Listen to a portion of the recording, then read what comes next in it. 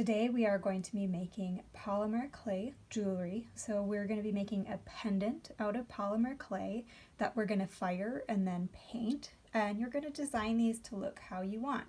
What you're going to need is some polymer clay. It comes in small packages like this. It can come in a larger package like this. It's all white polymer clay. So that's what you'll need first and foremost. Then you'll need some string. I'm using waxed cotton here for our string. You'll also want to make sure you have some things to cut it with. So a small cookie cutters will work, index cards will work to chop it up. If you have a straight blade razor, you could use that, or an X-Acto knife. Then you'll also need things to imprint your clay with. So you can use really anything for that, from something like a toothpick or paper clip to commercially made rubber stamps. So I'll leave it up to you what you're going to use to imprint your clay as well. Alternate things you can use if you have them. If you have things like pin backs, you could make these into pins, or earrings and pins. You could use those as well to make earrings. So you can really expand upon this project if you would like. The last thing you'll need is acrylic paint. I'm just using cheap, dollar acrylic paint from the craft store, so you can use that as well. The next step of your process is to come up with some ideas for designs.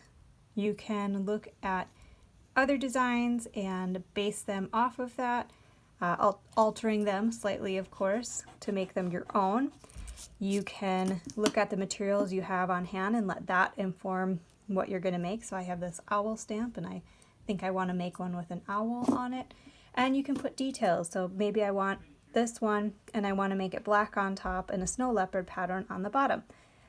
You can make these as detailed as you want.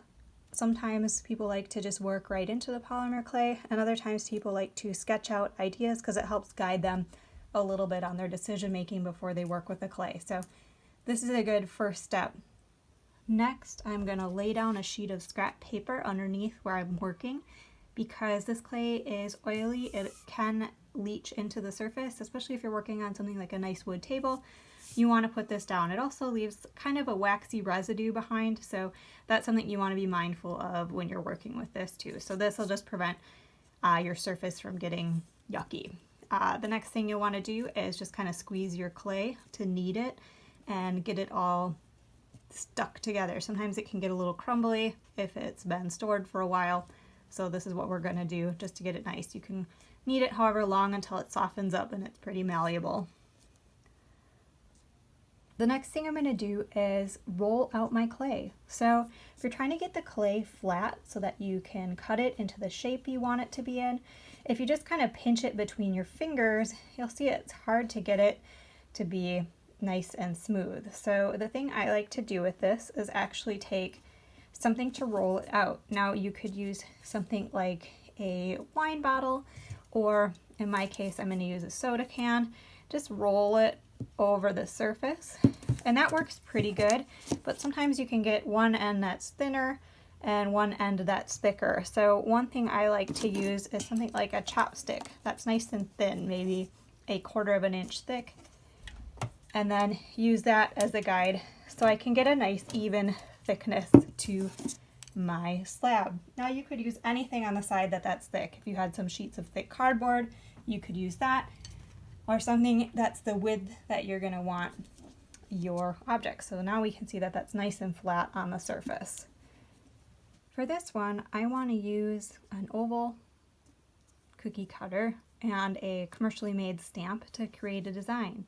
So I want a stamp that has a fairly good recessed area, and I want to stamp my design first before I cut it, because if I cut it first, it's a little bit harder to get the stamp lined up perfectly. So I'm just going to stamp this into here, and sometimes I need to do this a few times. Like if it doesn't work the first time, I can always crumple my clay back up, knead it for a little bit, and then try again.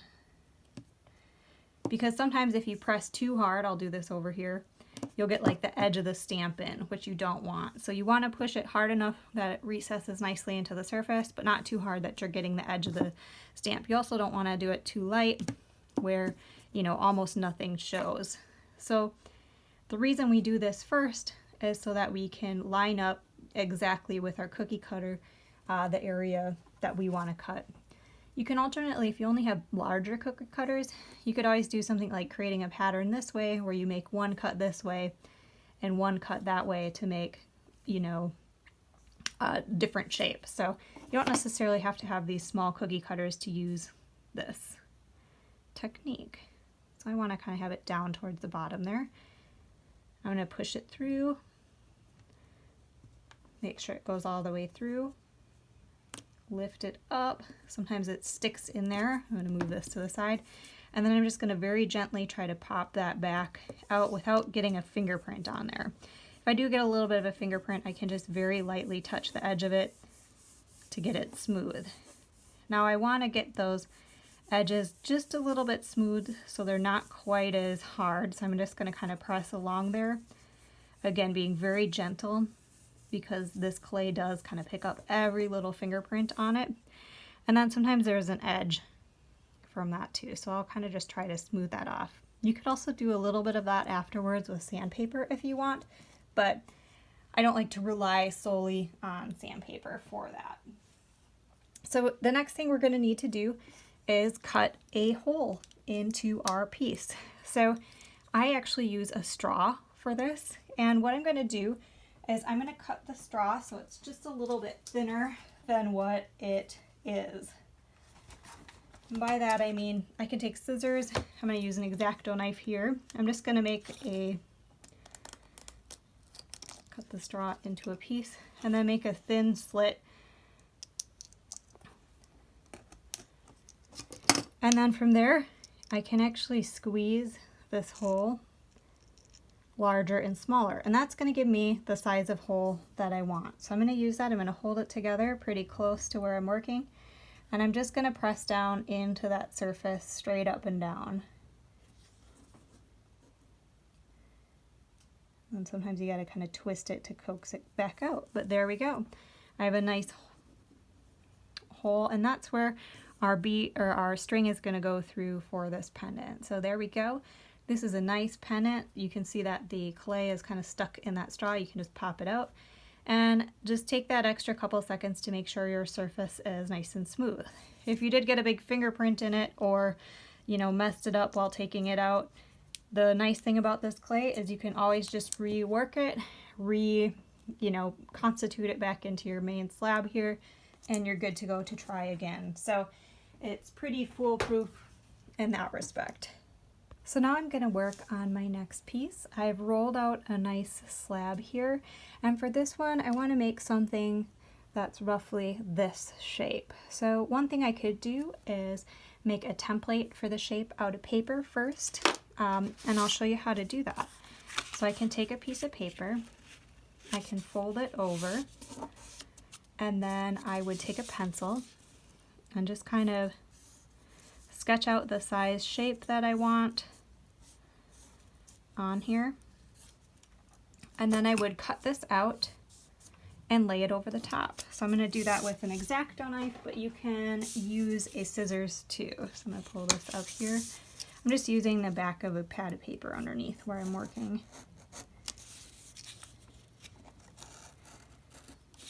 And what a template does is if you're doing something symmetrical, it kind of keeps it nicely symmetrical so you don't have to worry about it being a weird size. So I'm just going to lay that right over my pattern, or right over my clay. And then I can actually use that same index card to cut it. So if you don't have something like an X-Acto knife or a razor at home, use just a sturdy piece of paper, because this, if you kind of push it down into the clay and wiggle it back and forth, it actually will create a really nice, simple, solid cut. So I'm just going to stand this on here.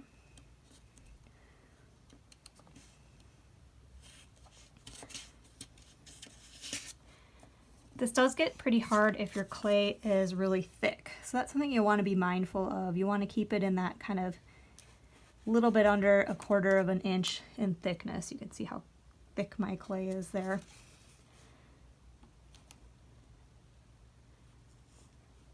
But I also move it back and forth just slightly, almost like you're sawing through it.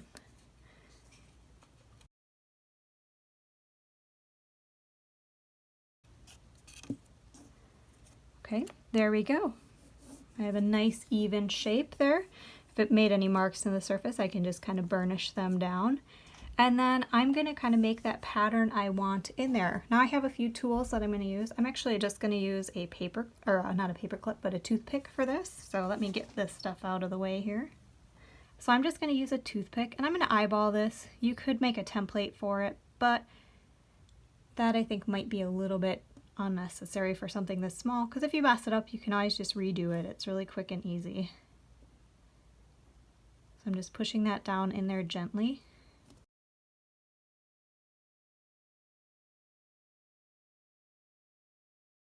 And you can see I'm not kind of pushing my hand into the clay, because then I run the risk of kind of getting all those fingerprints in there, which is not what I want to do.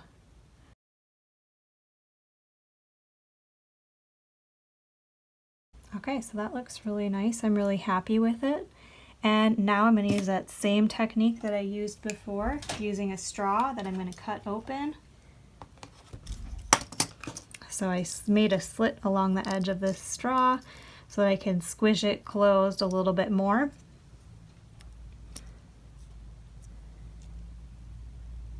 And I don't want to put this hole too close to the edge of the polymer clay. The clay is fairly strong, but it's not quite as strong as something like wood or something ceramic. So you don't want that, you don't want too small of an edge between your hole and the edge of your clay. So that's about as close as I would get for this. So then you'll peel that up. You can kind of take another tool if you want. So you have something like this or the back of a paintbrush. If you just want to kind of press in any of those imperfections where it's kind of popping up, say along those cutting edge lines, you can use something to kind of press those in and get those nice and smoothed. Okay, so there's my design. It's ready to be stuck into the oven. The next thing I want to do is I want to create this U-shaped form. So I'm actually going to create a tube. I'm going to flatten it, and then I'm going to chop off the edges and create those holes for the string to go through. So I will start out with my clay here, and this might take a few tries. It can be a little tricky. I'm going to start by rolling it out. And you might have to try this a few times to get the hang of it.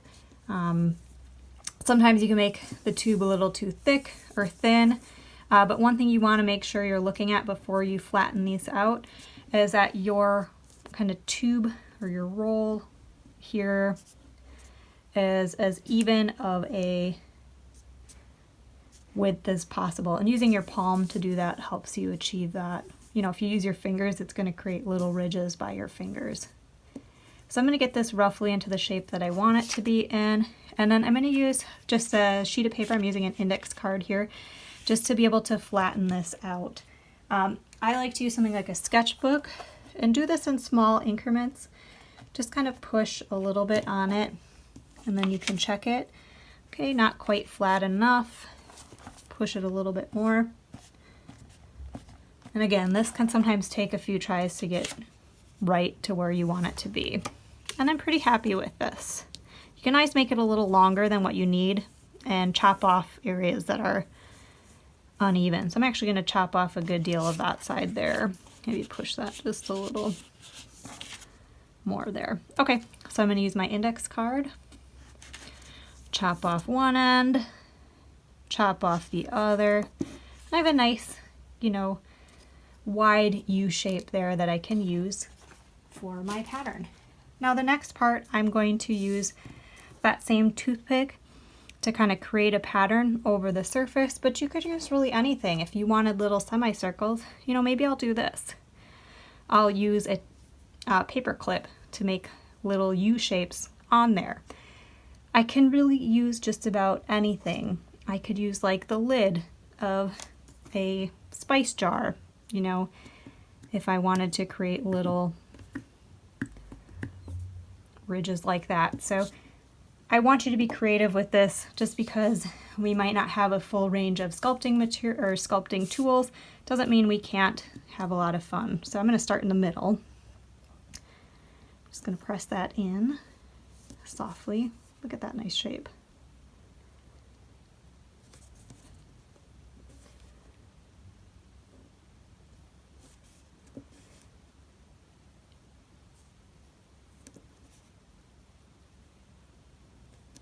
And you can always practice a bunch of nice little patterns on your pieces before you even start working on getting the shapes, just to see if you have anything that you like that creates a nice pattern.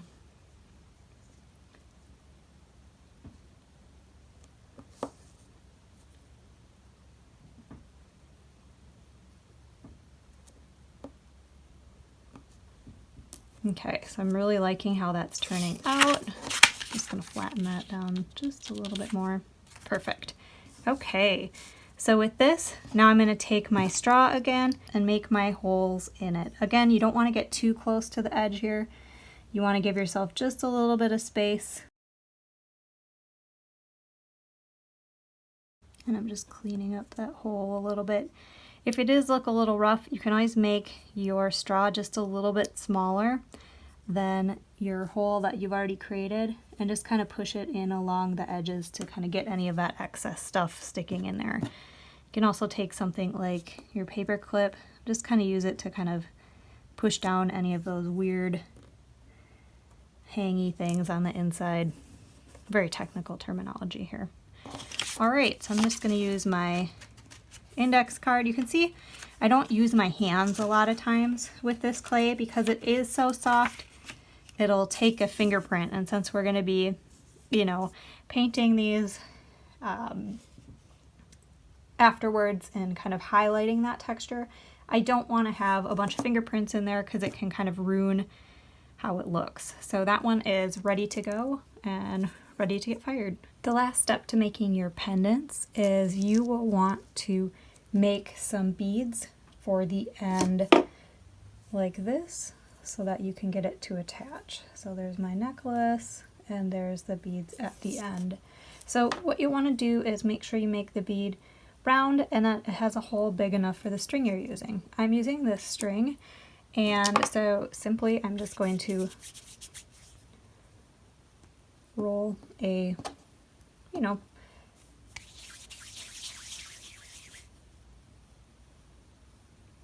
bead size amount of this clay. It doesn't have to be super perfect for this. And then I'm going to push my, you can use a paper clip for this, you could use a toothpick, but I'm going to push it through, and then to get that hole to be a little bit wider, I can just kind of move it along like that.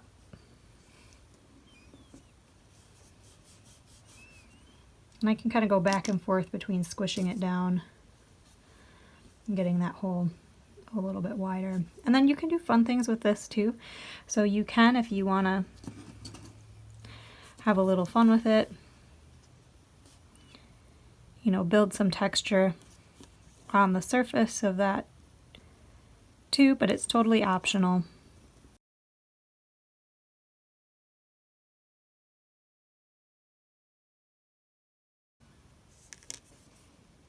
All right, there you go, there's your bead. And I'm just going to compare it. You can even test it a little bit with your string to make sure it goes through. You don't want it too much larger because you're going to be tying a knot in this to get it to stay on here. So if it is too large, you can always kind of roll it back down or start over and start a new one. You can make these a little bit more pancake shaped too. So I'm going to do one more here just for example. I'm going to roll a ball as round as I can get it. Then I'm going to press it down flat using my index card like this. This one I'm going to put some ridges in the edge. Can you see what I'm doing there?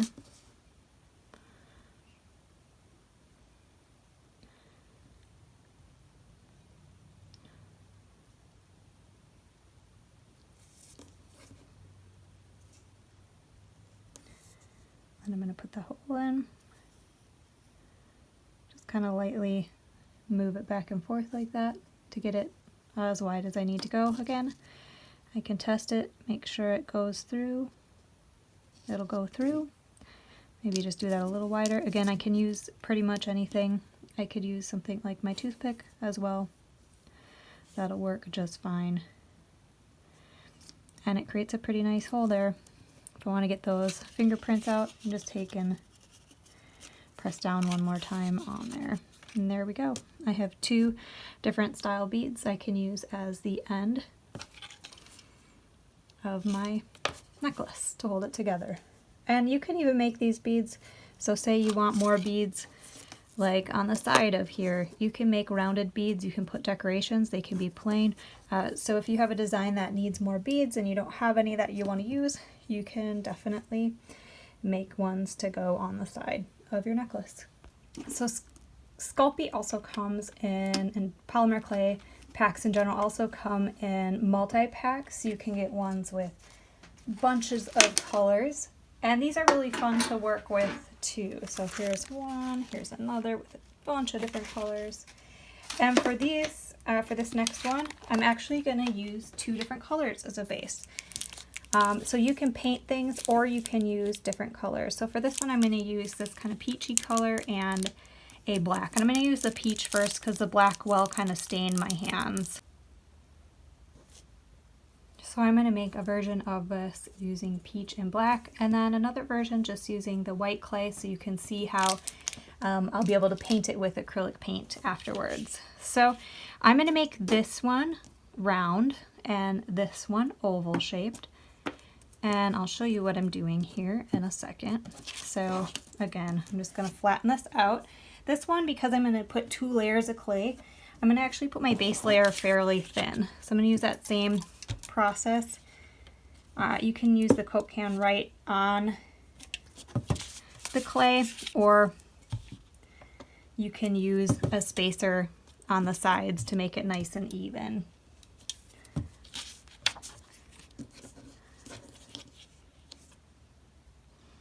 That's pretty good. It needs to be maybe just a little bit thinner. You can also use, you know, a sketchbook or something like that to press down on it too once it gets initially flattened out. So I'm just going to use this cutter on here now that it's the width I want it to be, or the thickness I should say. And then I'm going to do the same thing with this black, but I'm just going to make a semicircle with the black so it doesn't have to be quite as I don't have to stretch out the clay to that full width. So I'm just going to press this down nicely.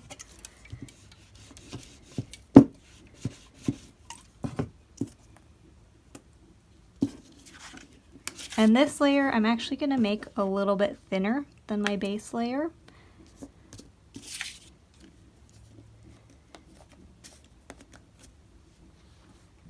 Bring that sketchbook back in here. Oops.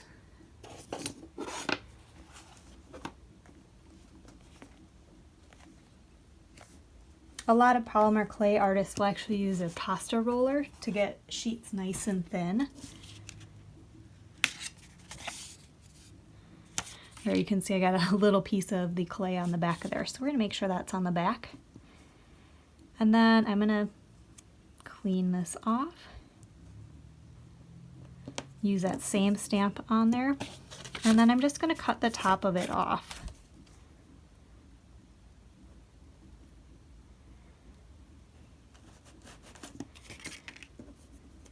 Alright, so this is just going to go on the top of here, and when I am using 2 layers of clay, all you have to do is press it down just a little bit until it feels like it's going to stick together.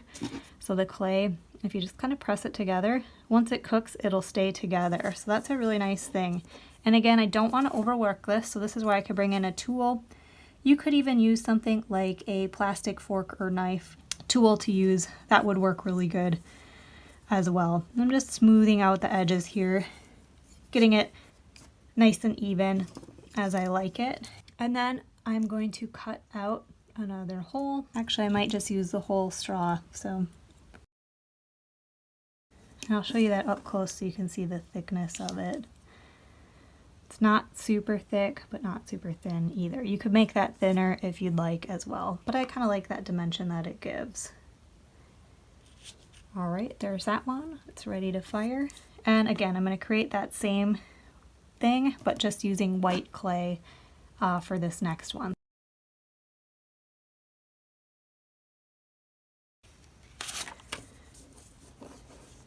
I like to release it first before I make my pendant so that it will come up, especially if I've flattened it pretty far. Okay, I'm going to make my first one on this side over here. Pop it off. I might flatten that just a little bit more since it's that second layer. Doesn't need to be as thick as the base layer.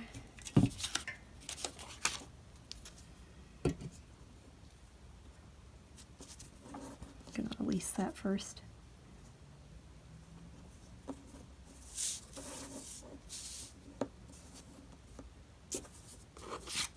And then cut it using my index card.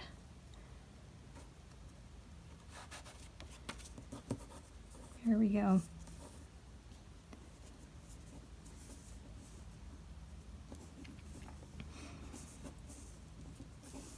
And just press it down using that same index card. And the reason I use that card or sheet of paper in between is just so that I'm not getting a bunch of fingerprints on there. This is also a nice way to like round off the edges if you just use that piece of paper over the top. Now from here, you could even do things like just put a design in the bottom. So maybe I'll do that a little bit. So I'm going to make this like a leopard prints.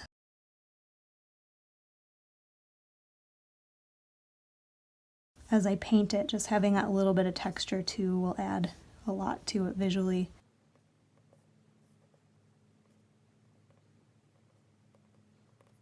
Okay, then I'm going to use that whole straw again.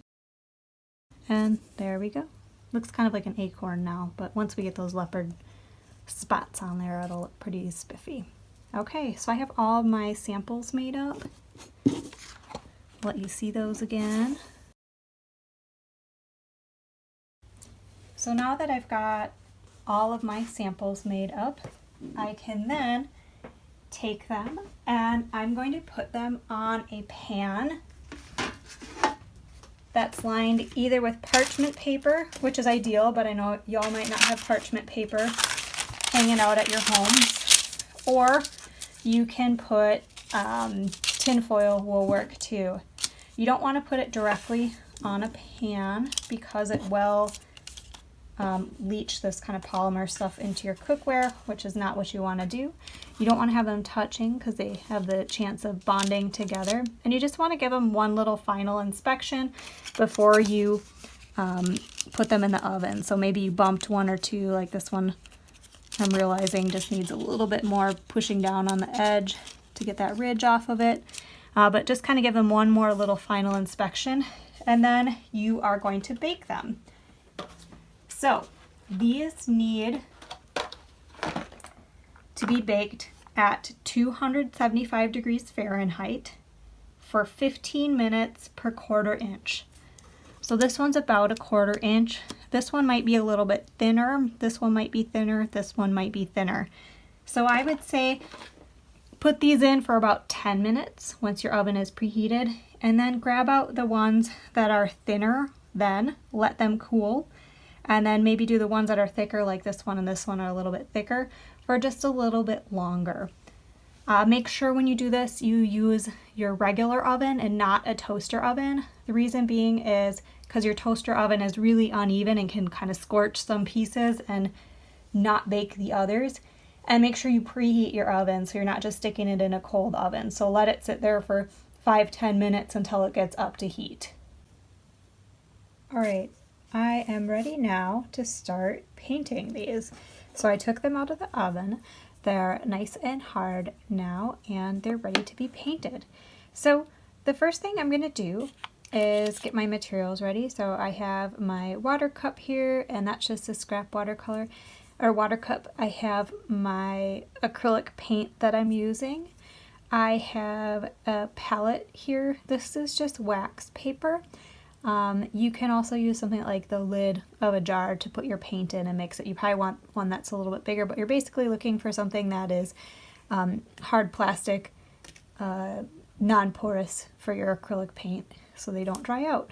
You'll need a brush. Use the smallest brush you have.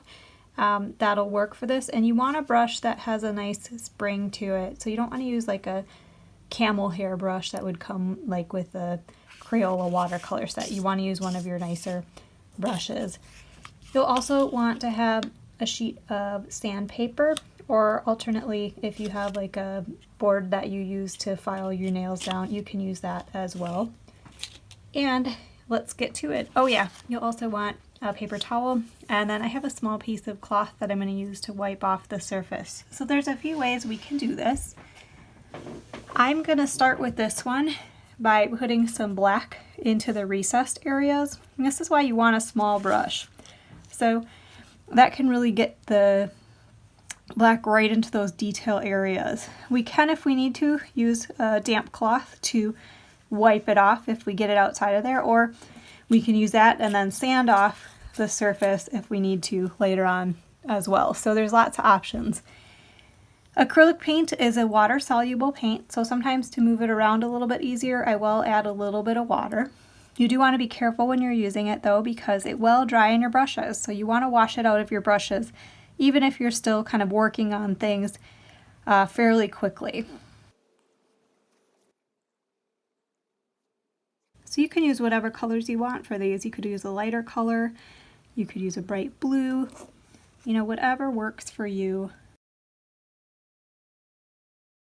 And you can see what I have this on my brush. I'm just loading the end of my brush. I'm not trying to get paint all the way up into the back of my brush.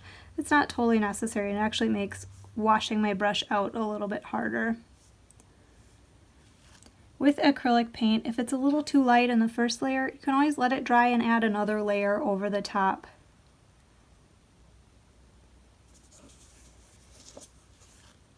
So if I were to freehand that, instead of going in these lines, it would probably be a lot harder to do. Alright, that looks pretty good, but let's say I did get something where I, accidentally got some over the edge like that. Well, then I'm going to wash out my brush here, and I'm just going to kind of wiggle that paint off of the surface, and then pull in my paper towel there to pull it off. And you want to do that fairly quickly, so if you do make a mistake, have that stuff there at your disposal right away.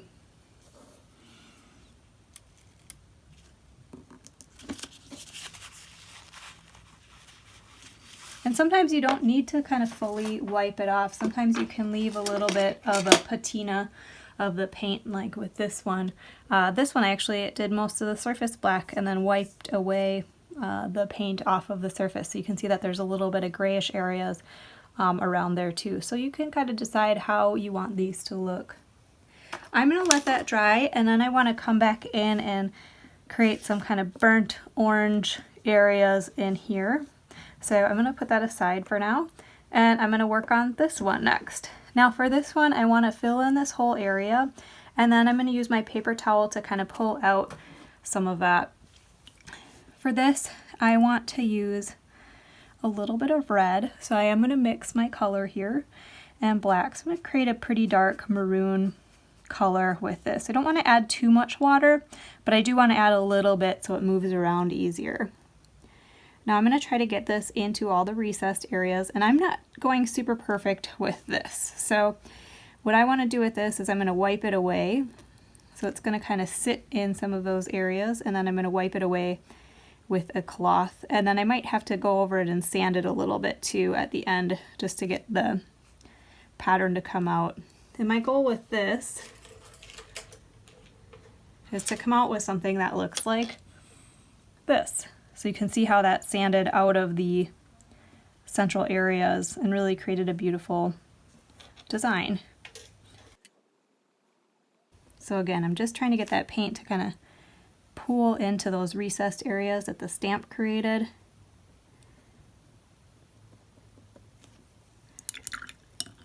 And then I'm going to take a cloth or piece of fabric. These shop cloths work really good, but any paper towel or fabric should work. You know, cut up an old t-shirt and use that. Just dampening it really lightly. I don't want it soaking wet. And I'm going to try to wipe off a little bit of that from the surface, but I can already tell I'm probably going to have to go back in with a little bit of sandpaper here. But basically I'm kind of like burnishing it off the edge. If I waited too long, that might have dried in to some of those areas and not burnished off very well, so that's something to consider. And, you know, I might not like the way that looks if that kind of pops all the way down into the clay, so I might fill in some of those areas just a little bit again. So I can see now that I'm going to probably need to use a little bit of sanding in combination with this technique just to get that fully off of the surface, but that's okay.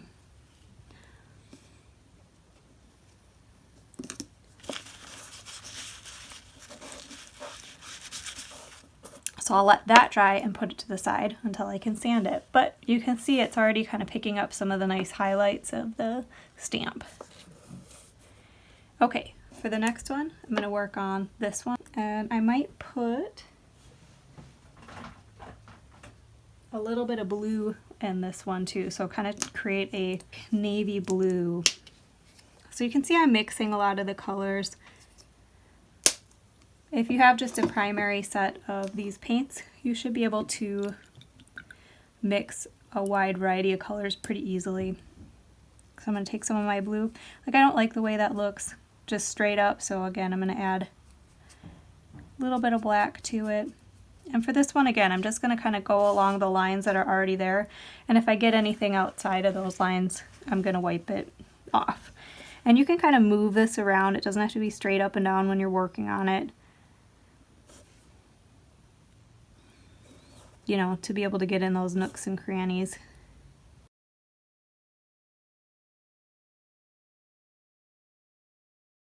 So I'm liking how that's looking, but I might just take my cloth, again, make sure it's not soaking wet, that it's just kind of damp to the touch. And I might kind of move over the surface. You can see how when I do that, it kind of just takes away anything that's not a recessed area. And I might wipe out a little of that area by accident, but I can always come back in there with the paint. I'm going to get those areas underneath too.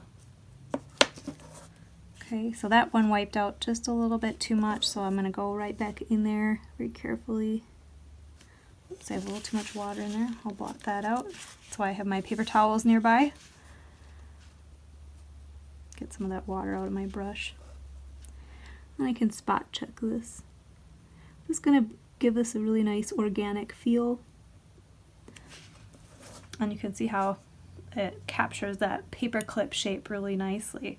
Now if I wanted to, after this is dry, I could do some of these areas different colors in here, but I kind of like this monochromatic, you know, blue and white design. Okay, so I'm happy with that. I'm going to put this over here. It's ready to go.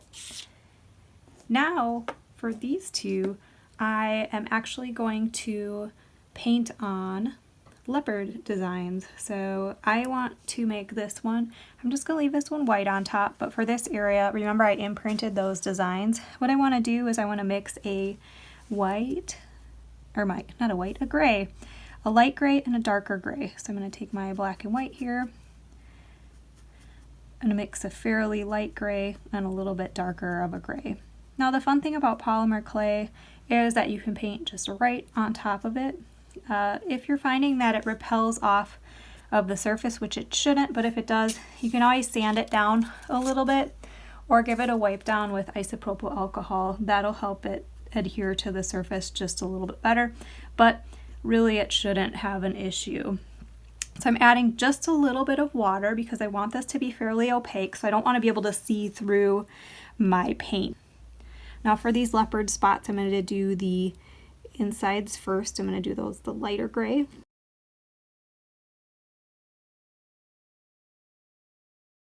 Okay. I'm going to let that dry a little bit, and then I'm going to do the darker gray or darker grayish black kind of around those, because leopard spots are kind of shaped like this, and then they have a kind of darker looking shape around them. So I'm going to wait for that to dry. Probably takes about 2-3 minutes at least for the paint to dry. You can always speed it along by using a blow dryer. Okay, I'm going to do the same design on here.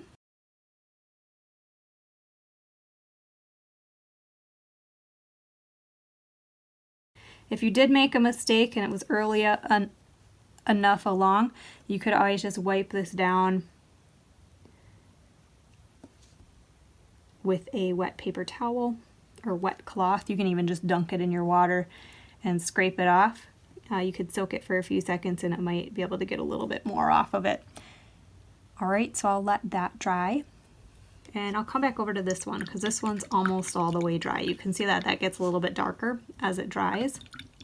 And again, if you just add just the littlest bit of water to your acrylic paint, especially if you're using these inexpensive, $1 a bottle paints, they're already pretty watery, but if you add a little bit of water, it just helps everything move just a little bit more easily over the surface. So you can really pull some thin lines with that. And you can always wait for it to dry. So say it doesn't get quite dark enough the first go, you can wait for it to dry and then add a second layer of that over the top if you want to build up the opacity.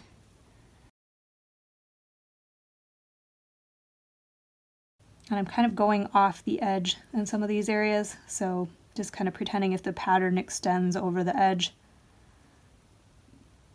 like it would get cut off. So you kind of want to extend it as much as you can. Okay, so that's my one leopard necklace pendant, and I'll go with my other one here. And you can kind of choose any pattern for this. You can look up different patterns. You could even just do like Dalmatian style spots on something, or you could do, if you like funfetti cake, you could just do little zigzag liney patterns. So it's really up to you. You can look at different patterns to see what you like. If you want to create a pendant like this where you're painting the majority of what's on there. All right, so let's go back into this guy. Again, I'm going to bring some black, a little bit of white. Your paint on here is going to dry pretty quickly. So you'll want to work on the color you're working on, and you might want a spray bottle so you could spray those.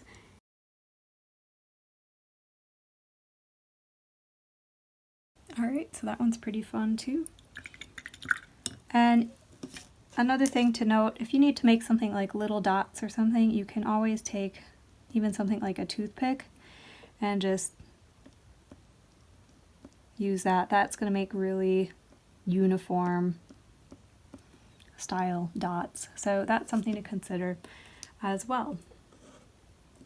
Now I want to come back to these because I've already made these, and I want to show you how sanding them can help. So you can see there's little bits of stuff, and you want to make sure that you do this outside and you don't like inhale all the dust. For demonstration purposes, I'm going to live a little bit on the edge here. So I'm just going to take this, and you can see that the dust is kind of going inside the design there. That's okay. We'll brush it out with our brush later. And I just want to go over the surface, especially around those forms.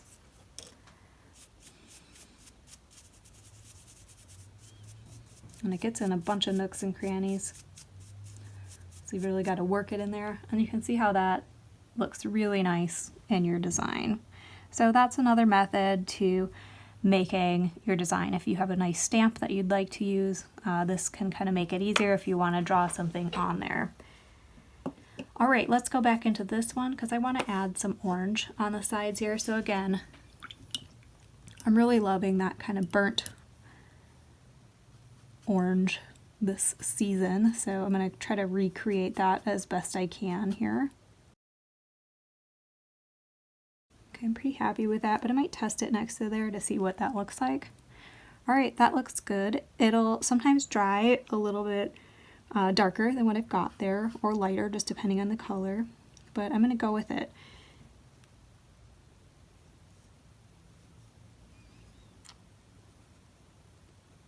And even if I get a little bit into that divot area, I can always go back over that with black. I want to work pretty quickly here and kind of smooth over the surface to get it nice and even. So I'm pretty happy with that. But if I want it to be a little bit more opaque, I can always go over it with a second layer of paint.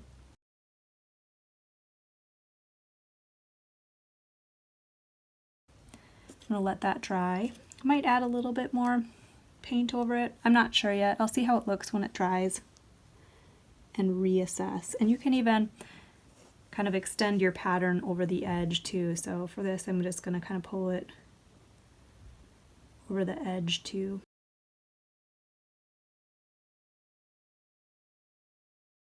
Okay, so I've got all my pendants painted. I will go back into doing a second layer on that once it dries, just because it is a little bit uneven and streaky.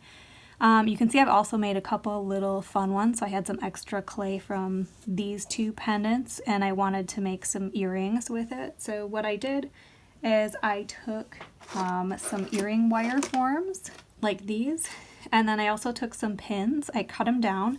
For this top part, what I did is I chopped up black, pink, and white clay and then kind of bunched it together, flattened it down, and it made this nice kind of multicolored look here. Then I cut it into a half circle and then made another half circle in just the black, and then another smaller half circle in the black. And then when it was done, I pushed this push pin all the way through it and chopped it off at the very bottom there. So that was a fun one. I created two of those. And then if you are going to make something like earrings, you can take these earring wires, and all you've got to do is, if you have a small set of pliers, you open them up,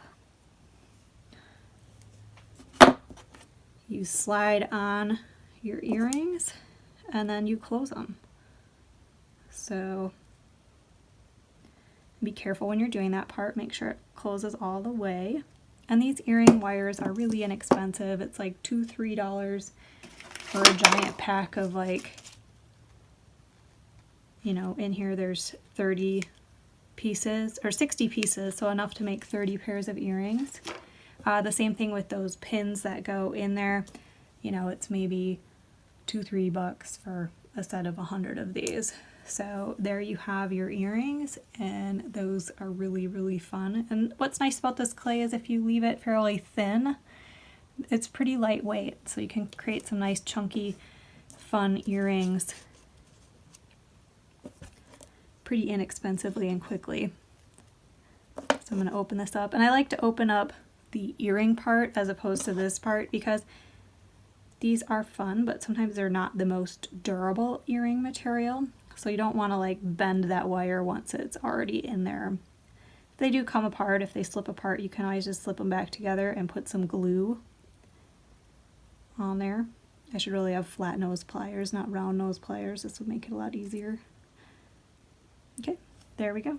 I have a set of earrings to go along with this. So even if you have a bunch of scrap clay, you can still make it into fun stuff. And this clay keeps, so if you have scrap clay, you can always just store it. And here are my end beads. I made a couple more of those as well. So now I'm going to go back into here. I keep my brush soaking in my water while I'm not using it because that'll keep it from drying out.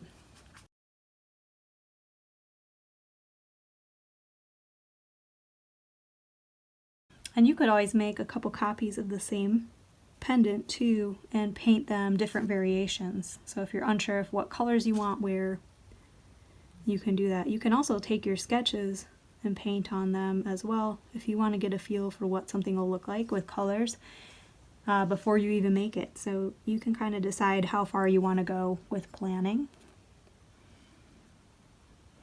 Okay, so now that a little bit of that paint has gotten into those divot areas or those recessed areas of the orange, I am going to kind of pop just a little bit more black into those.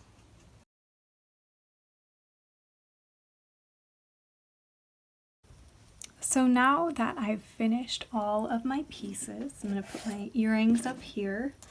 What I'm going to do is I am going to string my necklaces. So this is the essential part. You know, this is what changes a pendant into a necklace. And for this, we're just going to do a very simple bead at the end to kind of hold that together. So, and then we're going to just loop it through our pendant. So this is a fairly long one. You can kind of decide the length you want it, but we're going to start by tying a loop at one end and then a bead at the other. And this loop should be wide enough that the bead can pretty easily slide through, but will stop if it's pulled. So you have to get a little bit of a feel for that. So I've got a thinner string here, and what I'm going to do is I'm going to work on this guy first, and I'm going to string this through my bead. I'm going to tie a few knots as close as I can to the end.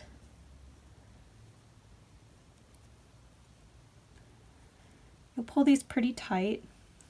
I do a typical double knot, and then before I tie it off, I double check it that it's not going to pull out, and then I'm going to trim it fairly close but not right up to the edge, like that. Okay, now I'm going to do another knot at the bottom.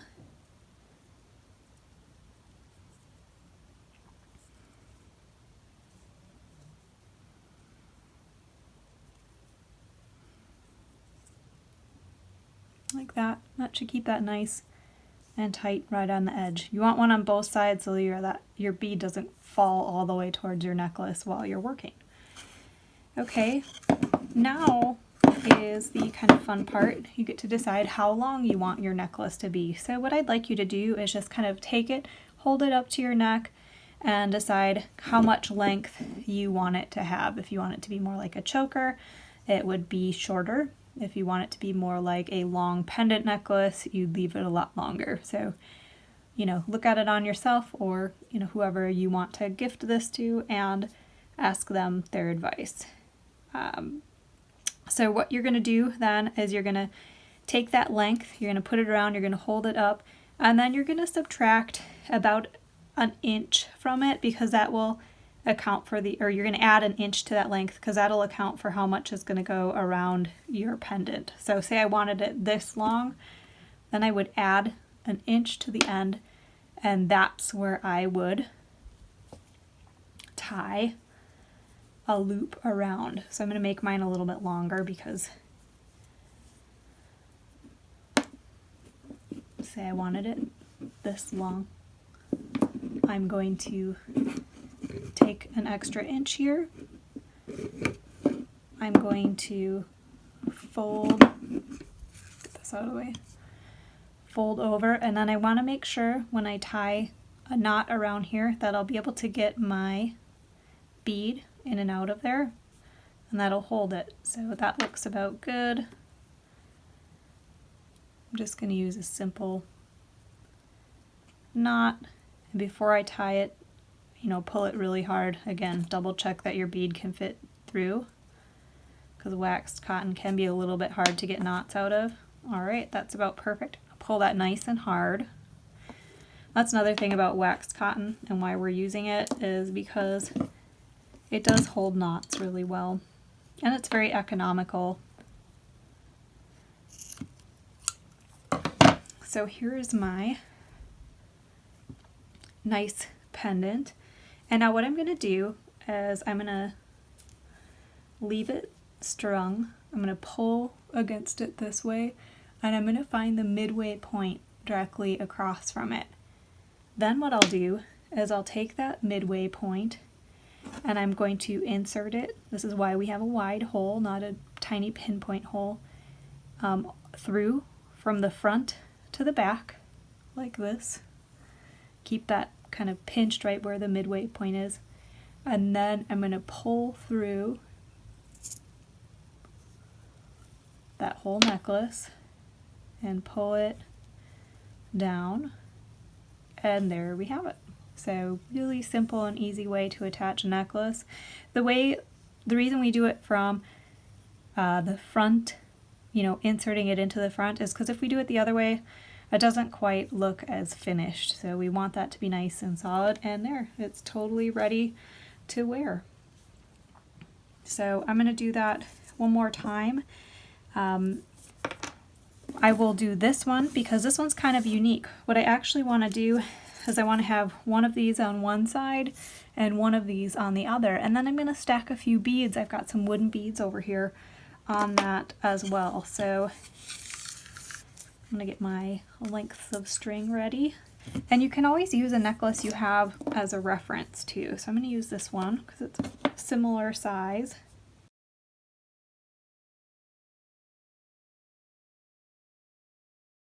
And so now I'm going to take one of those, fold it in half, and for this I'm actually going to put it through my pendant first just because I already had that reference one. And again, insert it from the front, loop it through the back, open up that loop and pull my string through. Now I'm going to string, I'll put it on there, maybe 3 to 4 beads on each side. And if you have beads at home, you could do this. You could also make extra beads from your polymer clay for this.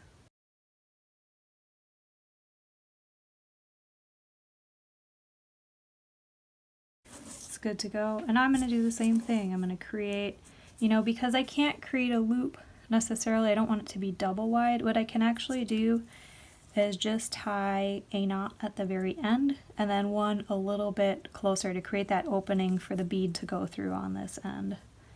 So I'm going to tie a knot as close as I can to the end there,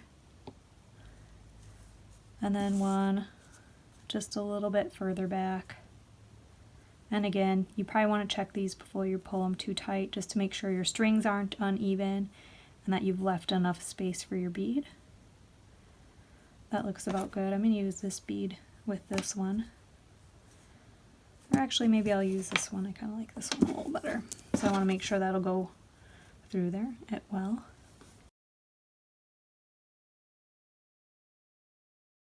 Tie one knot. I'll check that to see if that's enough. Yep, that's enough for this one. I could do 2, but I think one will work really nice. And then another knot right below it. And again, that's just to keep this from sliding down towards your other beads when you have it.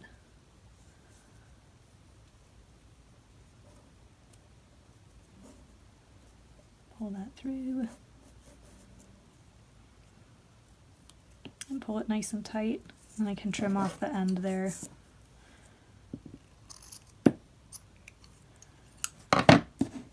Okay.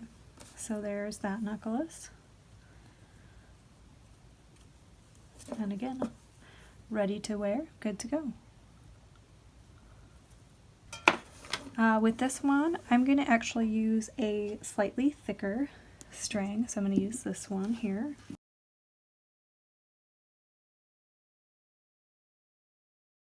And say you made these and you don't want to have a very complex back to it. So say you're making these with really young kids and they might not have the fine motor skills to do things like make those little back beads. I mean, you can always just tie it to, for the purpose of our assignment, I do want you to make the bead at the end, but say you were making this with a group of 1st or 2nd graders and you just wanted them to have a pendant they could paint and a necklace they could wear, you just have to make sure that it's wide enough to fit over their heads and probably some space on top of that too. So that's an ending you can have. It doesn't look real pretty, but it gets the job done for this project. And then last but not least, another place you can add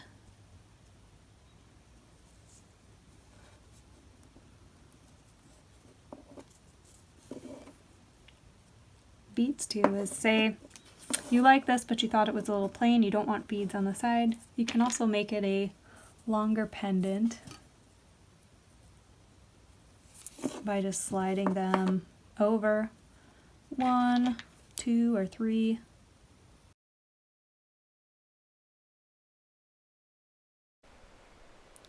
So now that we've finished stringing our pendants, we are done with our project. I hope you guys enjoyed making these and will get lots of use out of wearing these or gifting these to other people.